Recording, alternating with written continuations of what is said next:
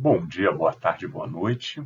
E hoje aqui nesse nosso vídeo vamos discutir burocracia de nível de rua a partir de Gotham City contra o crime. As histórias a respeito do Departamento de Polícia de Gotham City.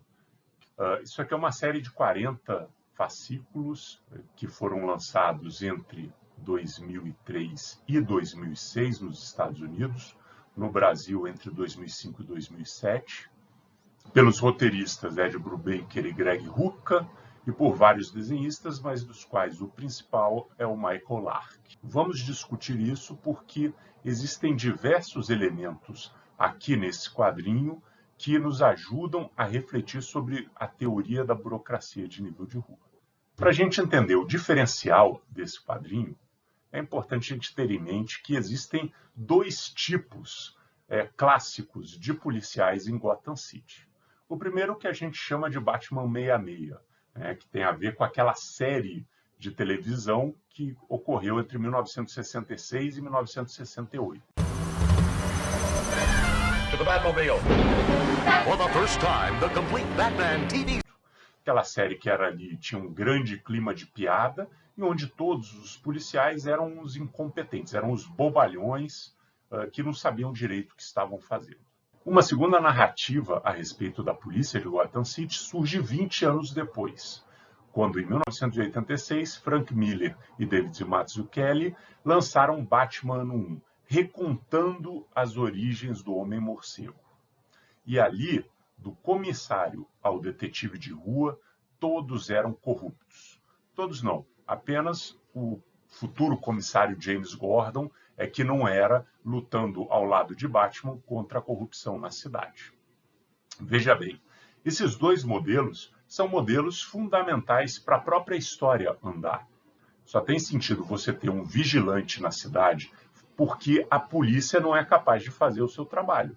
Ela pode não ser capaz de fazer o trabalho porque ela é incompetente, ela pode não ser capaz de fazer o seu trabalho porque ela é corrupta. E daí surge a necessidade de um Batman para proteger a todos. E por isso, este quadrinho é verdadeiramente muito diferente. Afinal, ele não lida com os estereótipos nem corruptos, nem incompetentes da polícia. E sim, trabalha mostrando os seus casos no dia a dia. E para a nossa discussão de hoje, o que interessa é o que nós podemos, a partir desses quadrinhos, pensar a respeito da burocracia de nível de rua. Podemos pensar várias coisas que fazem relação com a teoria. Por exemplo, a discricionariedade. Está aqui aparecendo, aqui ao lado, um quadrinho, o começo de uma história, onde os profissionais estão lá confraternizando. E eles estão, na verdade, brincando com um colega que em todo lugar leva de maneira bastante ostensiva a sua arma. E eles dizendo, cara, ele pensa que ele está na divisão de narcóticos, onde isso pode até ter a ver. Mas aonde a gente trabalha não é tão legal isso. Veja bem, não existe nenhuma regra. Ele não é proibido de portar a arma. Pelo contrário, ele certamente tem o dever de estar sempre armado e estar sempre preparado para os perigos. O que eles estão discutindo aqui é, você precisa, por conta própria, definir qual é o momento em que você saca a sua arma e qual é o momento que você não saca a sua arma. Eles estão aqui discutindo a discricionariedade do policial. E estão zoando o colega porque o colega não tem exatamente essa discricionariedade bem calibrada. Mas discricionariedade em histórias policiais é o básico. São os policiais que decidem quais pistas eles seguem, quais pistas eles deixam de lado. E sem falar das muitas histórias que temos aqui também nos quadrinhos, onde um policial é aconselhado a deixar um caso de lado, a não se intrometer, mas ele decide por conta própria se intrometer. A relação com o cidadão é outro aspecto muito enfatizado na burocracia de nível de rua.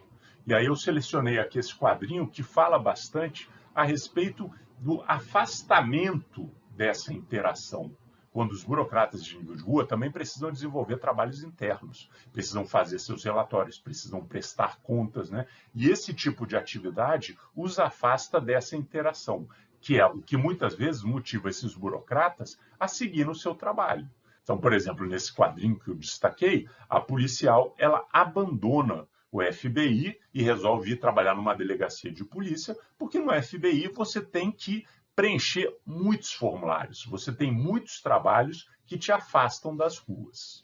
Os quadrinhos aqui, eles também tratam de outro aspecto dessa interação, um aspecto que, como eu já falei várias vezes, é muito estudado quando se analisa a questão dos policiais, que vem a ser a questão da violência policial. Por ser, evidentemente, um quadrinho que não busca jogar pedra nesses policiais, pelo contrário, busca colocá-los, inclusive, como heróis, essa questão da violência, ela aparece, mas ela não é enfatizada. Mas, principalmente, nunca há um caso de violência contra inocentes. Sempre aqui que a gente tem um caso de violência é contra um bandido ou contra um suspeito, que ao final vai se provar bandido efetivamente.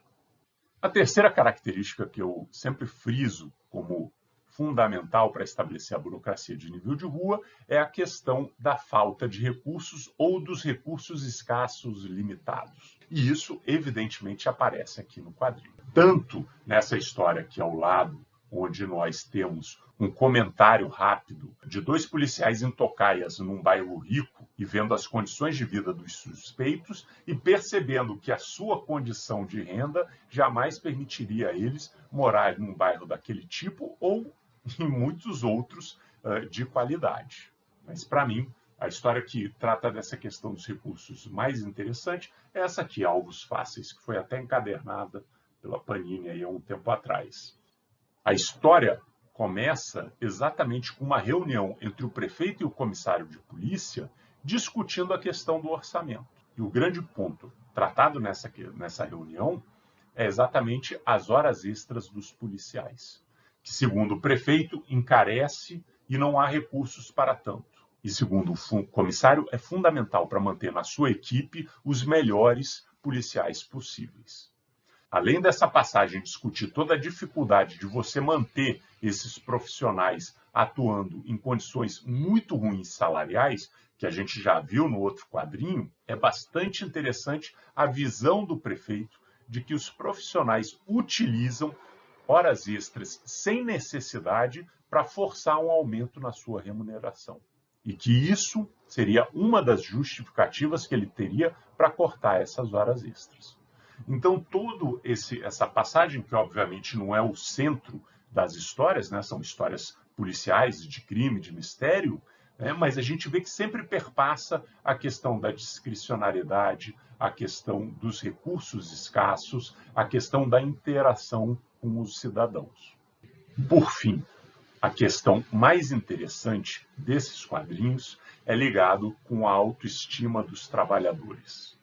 Nesse quadrinho que eu selecionei, nós podemos ver uma conversa no vestiário entre dois policiais. E eles estão falando de um quadro que tinha na delegacia, onde foi colocado, de brincadeira, o Batman como um dos investigadores.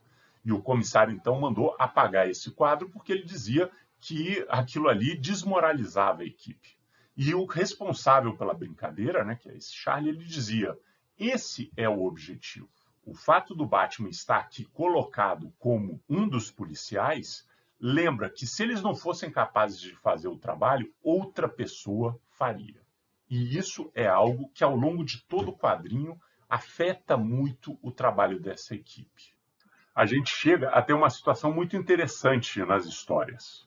Teoricamente, o Batman é um vigilante que não é um parceiro da polícia, é uma pessoa fora da lei. Mas a polícia recorrentemente precisa da sua ajuda.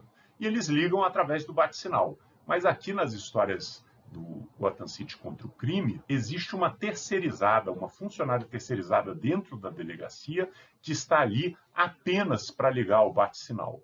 E nenhum funcionário público é autorizado a chamar o Batman diretamente, porque não se deseja fazer essa vinculação dele como um parceiro da lei. Aqui a gente também toca num outro assunto que a gente vê na nossa teoria. Qual é o objetivo dessa parceria com o Batman? Ela é explícita? Ela não é explícita? Como é que isso mostra uma dificuldade de entendimento dos recursos que estão disponíveis, tanto para os trabalhadores, né? Então os policiais dessa unidade, Eles evidentemente não querem ter que contar com o Batman, mas também a percepção da sociedade e até dos outros colegas, de que eles são uma equipe meio que café com leite, porque eles sempre podem chamar o Batman. Além do que, essa história da terceirizada, que a gente está vendo aqui nessa nossa foto, ela traz uma questão bastante interessante também. O fato de que nós temos dentro do setor público também uma relação com empresas privadas para fazer, digamos, serviços que não são adequados aos funcionários públicos. Bom, Gotham City contra o Crime é uma série de histórias em quadrinho muito interessante e que a gente conhecendo as teorias a respeito de burocracia e de nível de rua permite que a gente veja como muitos desses aspectos são colocados para fazer com que a história ganhe maior realismo. Pessoal, era isso aí que eu tinha para falar a respeito desse nosso trabalho de hoje. Muito obrigado pela atenção e bons estudos a todos.